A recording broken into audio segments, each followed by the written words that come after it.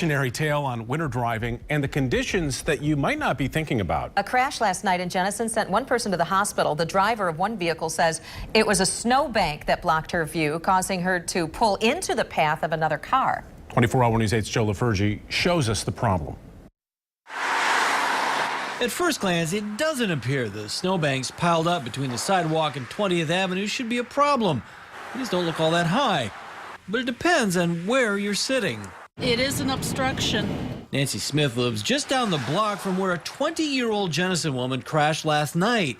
She was westbound, stopped at a stop sign at 20th, but didn't see a northbound vehicle before it was too late.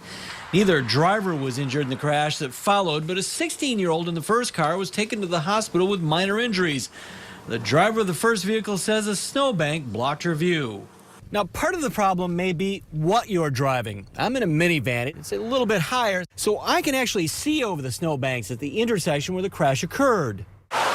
But pull up in a smaller car, like the Ford Focus involved in last night's crash, and the driver is at a shorter vantage point.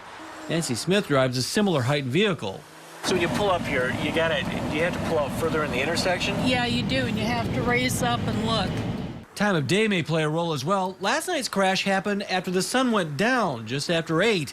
Nancy Smith had a close call one day recently, just before the sun came up.